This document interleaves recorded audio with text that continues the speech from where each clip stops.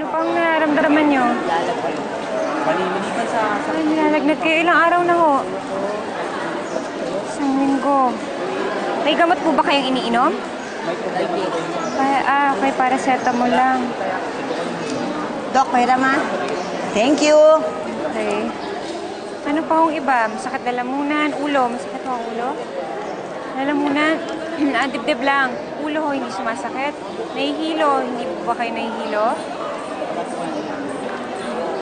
Mga kabarangay! Kilala niyo ako, di ba? Malalim. Si Mercedes.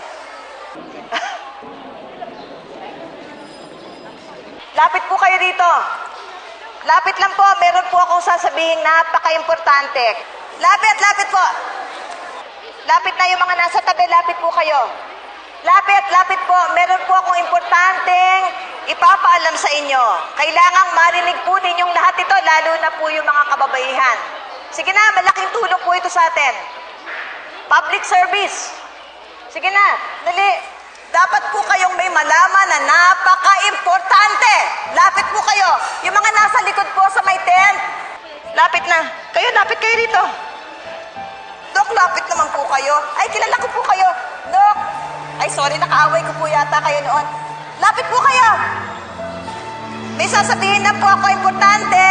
Nay, kailangan yung... Kayo, miss. Pa-chest x-ray. Manong, yung mga nasa tabi po. Mel! Ay, Mel. Lapit ka dito, anak. Lapit.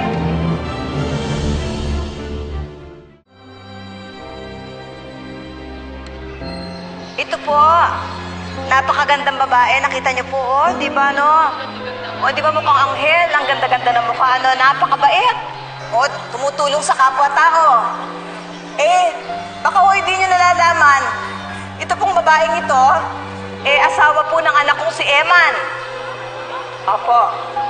Meron po akong ipapakita sa inyo. Ipapakita ko po sa inyo ngayong araw. Demonstration po ito. Kung paano pong sabunutan ang isang babae nanloko sa kanyang asawa. Ito pong babaeng to, lumandi po ito. Wala pong ginawa ito, kundi lumandi, pumatol sa ibang lalaki kahit na may asawa na. Ha? Ito nababagay sa'yo. Dapat ito, inuhubaran pa ng ganito, oh. Ayan, oh, parang buong bastar, oh. Ayan. Ito, di ba?